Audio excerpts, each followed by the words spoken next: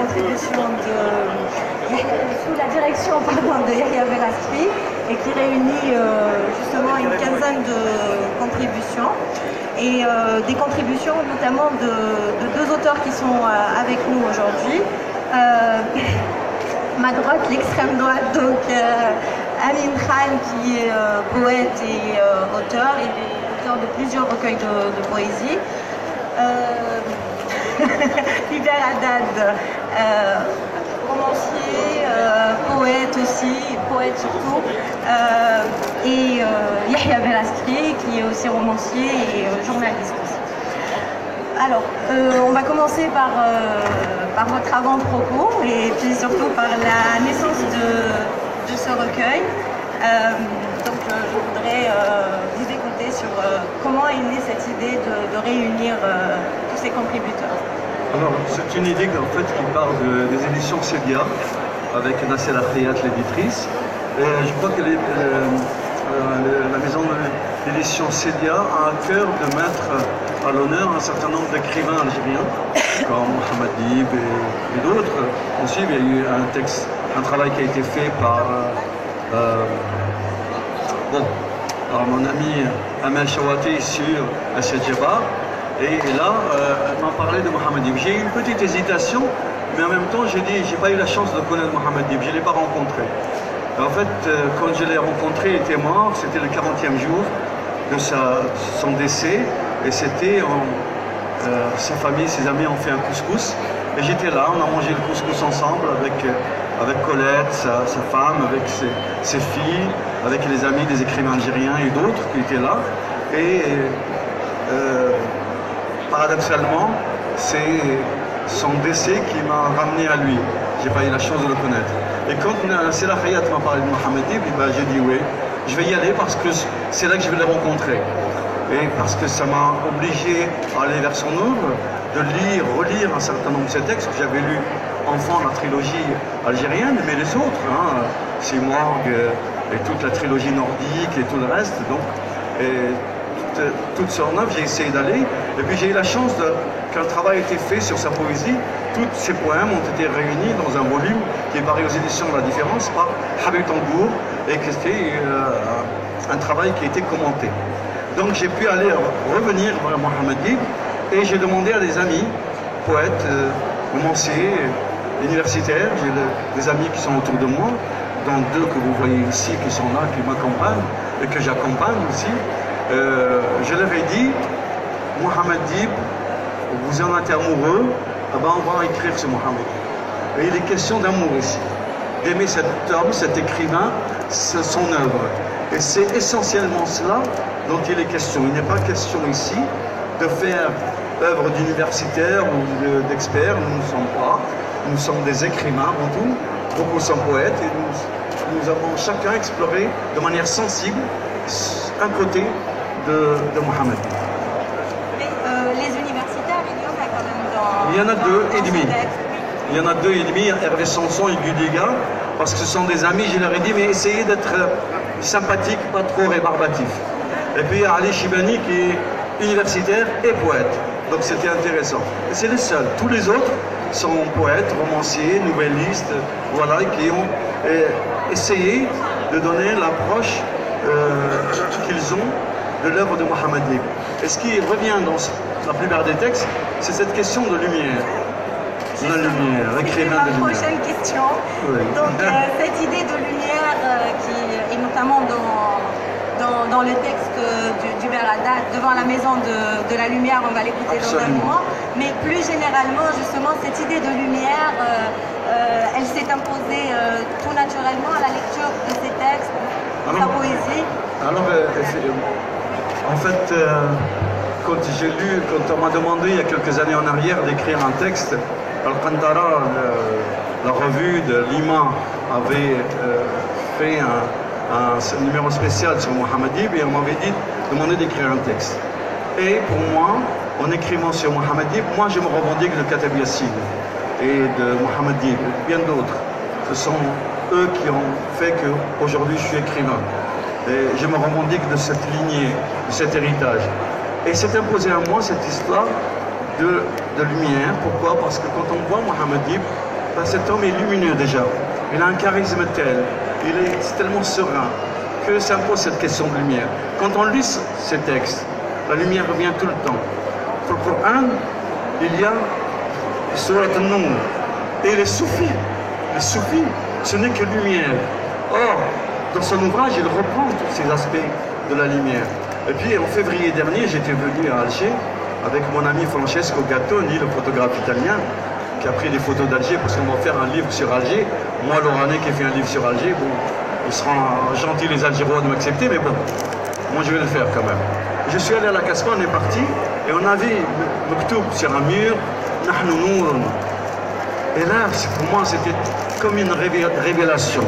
Nous sommes à la Casbah, nous sommes vers des gens qui font partie du peuple, de la profondeur du peuple algérien, c'est-à-dire que peut-être des gens qui ont peu, mais qui ont une dignité extraordinaire.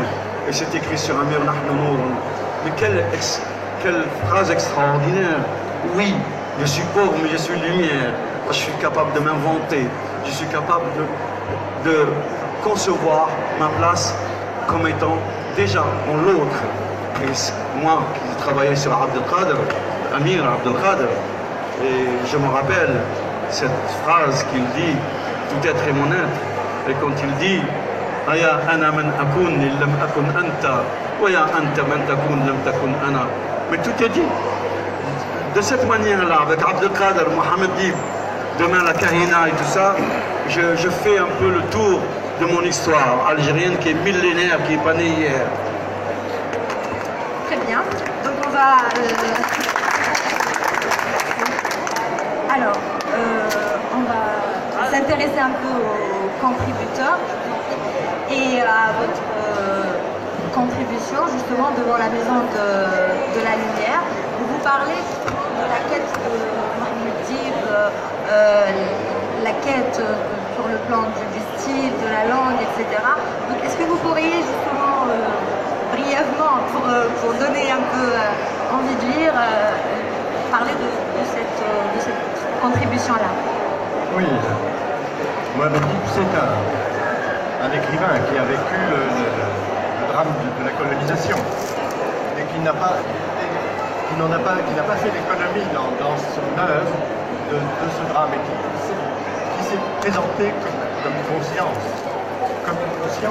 la conscience d'un poète. Et d'une certaine manière, on peut le mettre en... Vous pourriez rapprocher? On peut le mettre en rapport direct avec Camus. Je crois que ces deux hommes qui devaient se connaître et s'estimer. Et pourtant, il y a là l'ombre et la lumière. Et il n'est question que de lumière. Mais dans Camus, le soleil, l'éblouissement est constant dans toute son œuvre. Et chez Mohamed Dib aussi, il y a cet éblouissement. Mais cet éblouissement n'aveugle pas chez Mohamed Dib, tandis que chez Camus, il y a cet éblouissement, eh bien, aveugle notamment une compréhension. Tu n'es pas d'accord, je sais. Du fait de sa position vécue, mais avec toute l'honnêteté et toute la rigueur du monde, il ne pouvait pas voir ce que Dib a vécu, puisqu'il était de l'autre côté. Alors c'est très intéressant de conjuguer la réflexion sur ces deux auteurs, de voir comment ils sont éblouis l'un et l'autre. Et je ne sais pas si on a le temps de citer.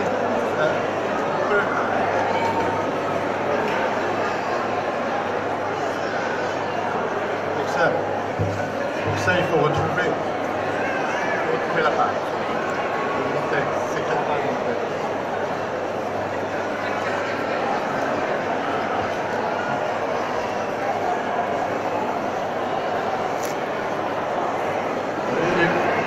Mohamed Dib, une part de son œuvre, c'est de témoigner. C'est de témoigner pendant le temps colonial et la guerre. Donc il a témoigné, il a fait une œuvre qu'on peut rapprocher des plus grands écrivains. sa façon de parler des paysans, des fellahs. Eh bien, derrière, on voit ce profil, le souffle d'un Faulkner, mais il a sa singularité totale, d'un Giono même. Il y a des proximités. Tant que l'Algérie était une colonie, j'ai pensé, et je le pense toujours, qu'un écrivain doit accomplir un devoir envers son pays, en affirmant sa personnalité, en passant la revendication de son pays et de son peuple. Il y avait en plus à l'époque quelque chose de spécial. L'Algérie n'existait pas dans la littérature des Algériens. Elle n'avait pas encore droit de citer. Même s'il y avait des écrivains français de passage qui ont écrit sur l'Algérie, comme Gide ou d'autres, il y avait aussi des romanciers français de la colonisation en grand nombre.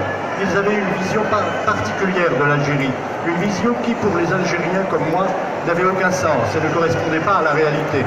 En tant qu'écrivain algérien, j'ai ressenti le besoin et le devoir de décrire, de dire cette réalité. Le devoir de nommer l'Algérie, de la montrer, ce devoir équivalent à une forme d'acte de foi. Il suffisait de nommer les gens, de montrer comment ils sont physiquement, de montrer leur comportement, la nature qui les entoure. Cela suffisait à l'époque de décrire un paysage algérien pour faire acte de foi et amener l'Algérie à l'existence littéraire. Mais à partir du moment où l'Algérie est devenue indépendante, j'ai pensé que l'écrivain, étant indépendant lui-même, son devoir n'était plus de présenter son pays et ses revendications, mais de se livrer à une réflexion plus personnelle. C'est comme ça qu'il y a la première trilogie qui illustre cela. Et ensuite, eh bien, ce n'est pas un écrivain n'est pas à aucun moment un serviteur. Un écrivain n'a qu'une seule aspiration, c'est la liberté. C'est la liberté pour tous, pas la liberté pour lui, la liberté pour tout le monde. Et cette liberté, quand elle est bafouée, eh bien, évidemment, il devient nécessairement militant, il travaille pour cette liberté, et ça donne la magnifique première trilogie. Mais quand l'indépendance, la liberté, c'est une question on n'en sort pas. La liberté est toujours à conquérir. Mais quand il y a eu l'indépendance, eh bien, il n'y avait plus que la source poétique. Il n'y avait plus que le poème. Et le poème s'est manifesté dans toute son œuvre, même romanesque. Parce que pour Mohamed Dib, la source, c'est la poésie. C'est-à-dire que le roman a pour cœur le fond poétique, la métaphore, cette métaphore qui a un mystère et qui traverse la langue et qui donne cet effet de vraisemblance, d'identification, d'infini. Et c'est ça qui porte le roman, dit bien. Et bien sûr, quand on lit sa prose, eh bien, on retrouve toujours, et j'aimerais dire deux, trois petites, parce qu'ici, il y a quand même des citations, et puis des poèmes, et après, tout à l'heure, peut-être je vais laisser parler Albine, après je lirai quelques poèmes. Bien sûr. Alors, on va continuer toujours dans la poésie, et ce qui ressort justement vraiment de ce recueil, c'est vraiment Mohamed Dib, le poète. Et alors vous signez un texte au café avec un poète de la Cité des Anges. Et donc vous reprenez à la fois des poèmes de Mohamed Dib et votre texte à vous. Donc est-ce que vous pouvez justement parler de cette contribution pour commencer? Effectivement, pour cet ouvrage collectif, j'ai écrit un texte un peu bizarre, qui est un dialogue en fait entre Mohamed Dib et moi. En fait, entre un poème de Mohamed Dib qui s'appelle Every Trip et c'est spontanément, disons, que j'ai réagi à la lecture de ce poème en interjectant et finalement en participant à un dialogue lequel dialogue est toujours appelé dans un poème. Un poème, c'est au moins un dialogue entre soi et soi. Et donc là, c'est très naturellement que j'ai participé à ce dialogue. Alors pour moi, Mohamed Dib, c'est avant tout un poète. Et peut-être qu'il faudrait que je dise un mot sur ce qu'est ma conception de la poésie. Évidemment, ce n'est pas parce qu'on écrit des poèmes qu'on est poète. Et il y a poète et poète, c'est clair. Mais la poésie, c'est, à mon sens, c'est le fond de notre humanité. La poésie, y compris dans sa forme écrite de poèmes ou de chansons, etc., même si elle se manifeste autrement, exprime notre rapport au monde, notre rapport aux autres, notre sensibilité au monde, justement, et aux autres. Et c'est cette émotion primaire, primordiale, qui est présente dans chaque être humain, qui s'exprime sous des formes différentes, et y compris sous la forme de l'écriture de poèmes. Il est clair que des grands écrivains algériens comme Mohamed Dib Yassine, on reconnaît, y compris dans les écritures romanesques, le fait que ce sont des poètes, y compris sur le plan littéraire. Et je veux dire, ce que je dis sur la poésie s'applique aussi quand on considère des œuvres picturales, des œuvres musicales ou d'autres œuvres intellectuelles. Et au-delà même de la sphère intellectuelle, dans la vie, c'est-à-dire qu'il y a, c'est un peu galvaudé parfois, et on parle de vie poétique ou d'actes poétiques. Je crois que ces actes-là traduisent l'essence de ce que nous sommes en tant qu'être humain. Et cela s'exprime parfois dans la poésie écrite. Et ce qui m'intéressait aussi dans ce texte électrique, c'est que Dib, là, qui avait déjà un certain âge, a exprimé une grande liberté qui est à l'essence de ce qu'il est et de ce que sont l'écriture. Cette marque, disons, cette marque de la capacité à être libre, sous cette forme-là, pour moi, c'est une confirmation de sa qualité primordiale de poète. Et c'est vrai qu'elle est faite, qui est présente d'ailleurs comme un roman, enfin, il y a un jeu de miroir identitaire là, qui a lieu, est assez différent des poèmes extrêmement rigoureux, extrêmement maîtrisés. Non que ce texte ne soit pas maîtrisé, mais c'est quelqu'un qui pouvait écrire de différentes façons. Donc il a produit des romans qui ont eu un impact poétique au sens premier où je le définis, c'est-à-dire que la trilogie, c'est quand même l'émergence d'un discours des Algériens à l'époque où ils étaient immobiles.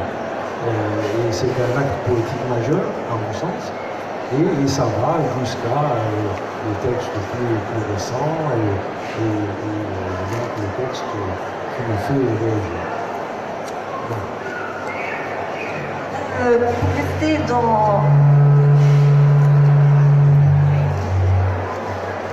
Pour rester dans cette dimension donc de Mohamed Dib, le poète, et c'est vraiment ce qui apparaît, ce qui ressort de ce texte.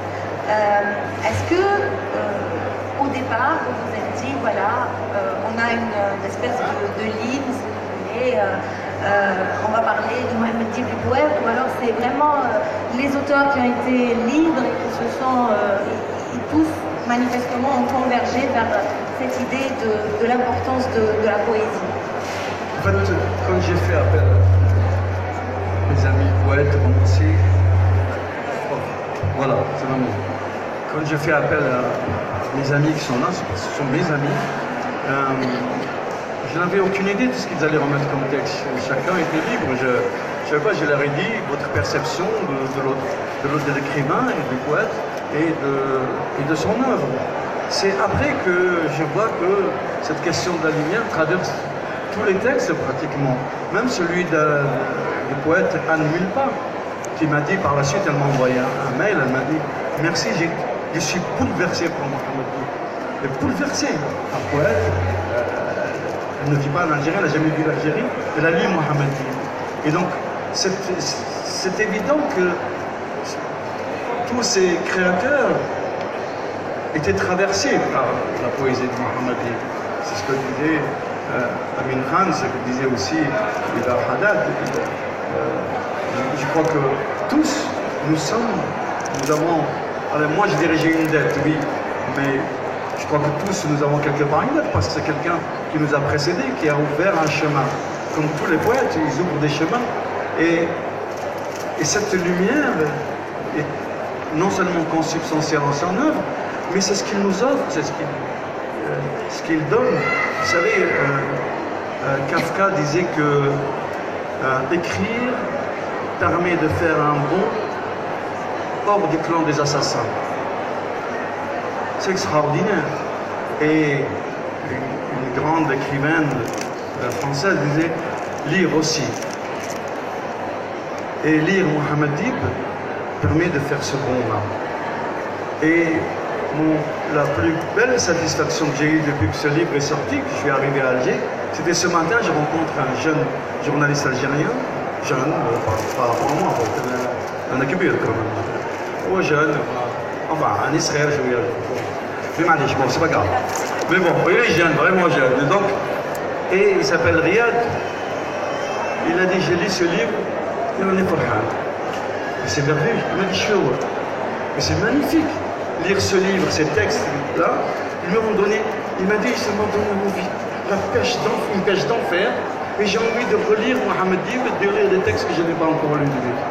Et c'est que du bonheur, ça, qu'un jeune Algérien ait reçu ce livre de cette manière-là. Et je crois que Mohamed Dib, c'est cela fondamentalement. Et donc il faut aller vers Mohamed Dib, il faut aller vers la littérature, tous les écrivains.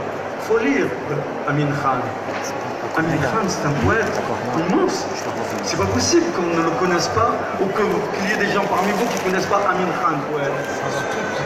La littérature universelle, il faut aller vers tout le monde. Comment Gabriel Garcia Marquez, aujourd'hui le monde entier en parle. Il a parlé de son petit village, de sa famille. La famille Buendia, en fait, c'est sa famille. C'est ses grands-parents, ce sont ses parents. Et en parlant de ce qui est intime, de ce qui lui est le plus proche, Gabriel Garcia Marquez est devenu un écrivain aimé dans le monde entier. Ben, Mohamed Dib, c'est la même chose. Mohamed Dib, on nous en parle aux États-Unis comme étant une lumière. Il est étudié dans les grandes universités. J'espère qu'il est étudié dans les universités algériennes, je ne connais pas, je ne sais pas. J'espère, mais c'est une lumière, réellement. Et donc il faut aller.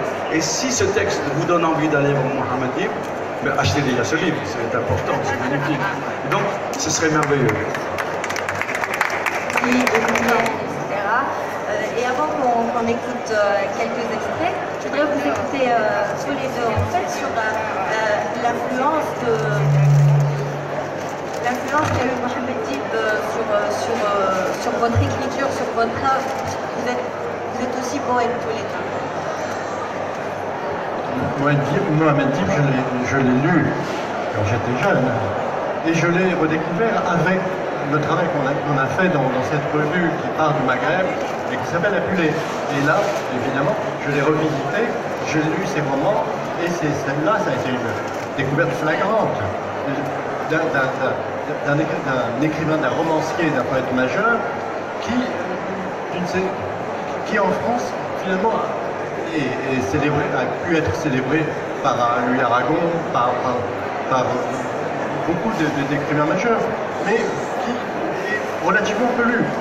Et ça, c'est les travers de l'édition de la francophonie où on est compartimenté, c'est très dommageable, parce que c'est un écrivain de langue française et qui peut avoir une incidence fondamentale pour la compréhension des conflits du siècle de l'époque. Et aussi par l'ouverture qu'il donne, parce que c'est l'écrivain de l'éblouissement. Il y a des poètes du nom et ceux qui sont dans l'acquiescement, mais pas un acquiescement bien, un acquiescement pour la vie. René Daumal disait poésie noire, poésie blanche. Lui, c'est la poésie éblouie, la poésie qui, voilà, et toujours dans une profonde rigueur, parce qu'il a un lyrisme tenu. Il y a une rigueur presque malarméenne. Je pense à Paul Valéry aussi, pour prendre des références du siècle dernier. Donc c'est un écrivain toujours à découvrir. Et pourquoi écrire encore sur Mohamed Dib? Parce que justement, une œuvre littéraire d'importance, on ne peut jamais achever la lecture. Puisqu'elle est en soi une personne, l'œuvre vive, l'œuvre vivante, et en soi un sujet, une personne, et donc on a toujours à l'interroger. Pourquoi ne cesse-t-on d'écrire des thèses, des doctorats, sur je ne sais pas, Shakespeare, on n'arrête pas, pourquoi continue-t-on? Parce qu'on n'a jamais épuisé un grand écrivain. On n'a jamais épuisé, donc on est toujours à la recherche, en quête, par différentes méthodologies, par différents regards, de son secret. Mais son secret, qu'est-ce que c'est le secret du poète? C'est d'échapper, c'est de nous échapper toujours, et de nous interroger. Et en permanence, on continuera d'écrire sur Mohamed Dib dans les années et les siècles qui viennent, parce qu'on n'aura jamais épuisé son beau mystère.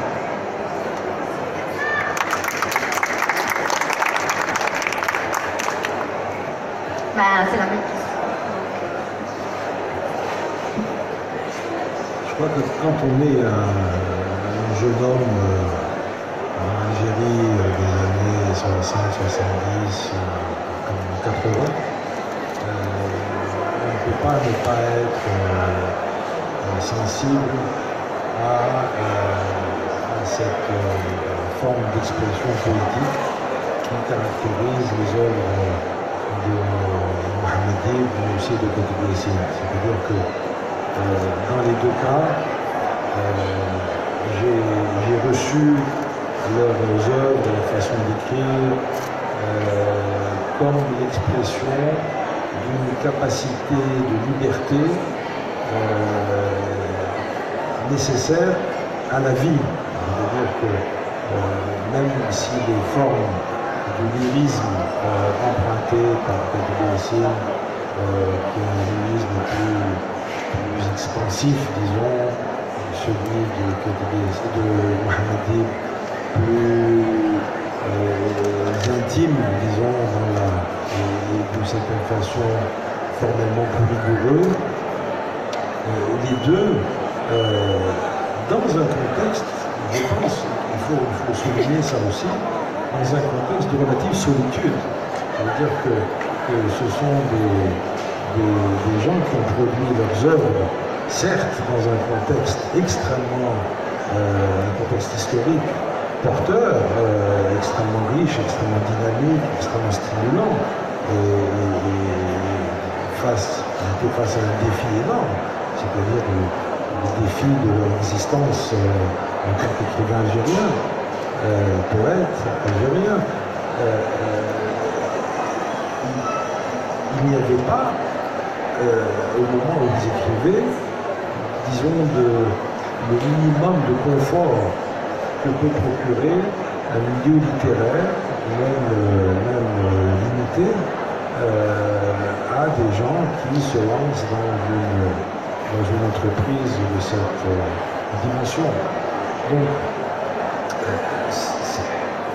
et alors, quand on lit des gens comme Kutubé Sini Mohamed, on se dit qu'il est possible d'écrire. Il est possible d'écrire, que non seulement ça a un sens par rapport à ce qu'on est soi, à ce qu'on a envie d'exprimer, mais ça a un sens au-delà, puisque on se dit que si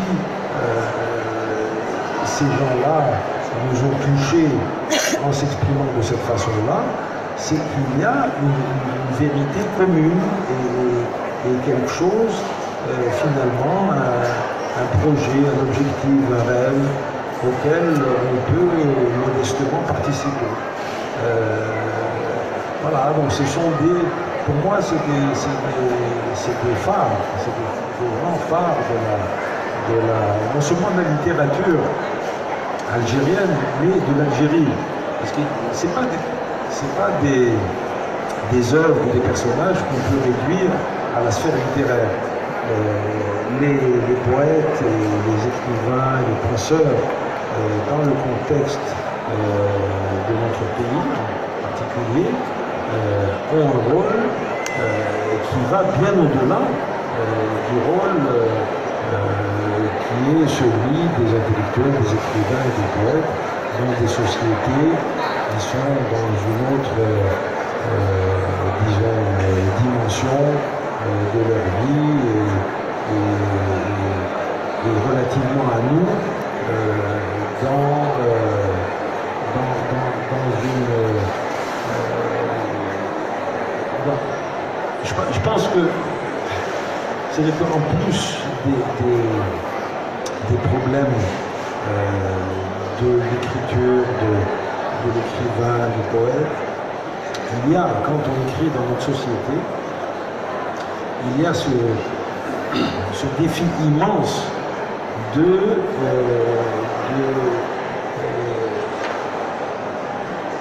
forger une confiance en soi, et sans arrogance, de se dire que l'expression de certaines pensées, de certaines émotions ont une utilité pour la société dans laquelle on vit. Donc, ce sont des gens que j'ai toujours admirés et que je continue évidemment à admirer parce que plus on vieillit, plus on devient intelligent et plus on comprend des choses qui peuvent vous avoir touché à un certain moment, mais on les comprend mieux avec le temps, avec l'âge, avec l'expérience.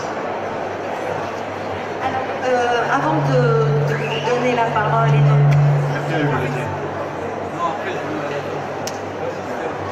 il va un extrait. Simplement, il se trouve que les auteurs ont cité quelques poèmes. Je vais vous en lire deux, trois, tout court, comme cela, pour avoir... c'est pas moi qui les ai choisis à part un. Dépeler l'envers, croix mémoire derrière ses ans, sur l'argile déflorée des glaisières, et fait les jours passés comme à travers une absence. Peut-être prendre la route de désir, que le cœur ne sait plus prolonger. Peut-être l'heure de canicule noire, d'un autre désir couché sous les eaux, où le sable léger confident de l'oubli et la profondeur solaire que prodigue une urne de connaissances invisibles. Souhait inventé par les lois anonymes, saison secondaire qui vend tes secrets, tes morts et les innocences de l'été. J'en ai un autre. Son grand corps rêvé sous l'illumination d'été, navire humain, entre les oriflammes. Le jeune homme, son éternelle soif, s'épuise à désirer le silence, les morts qui le couronnent, et les jeunes filles expirent de soif. Aux antiques accords des vagues sur la mer, la pensée descend le front dans l'ombre. Après l'immense paysage, les yeux des marins, l'approche de joie, la beauté des berges, le profond terme, le voyage des lumières, l'étrange jardin, la clôture ancienne, Tu n'es là cependant que l'abîme respire, ô tour de beauté, où tu es la proie. Voilà.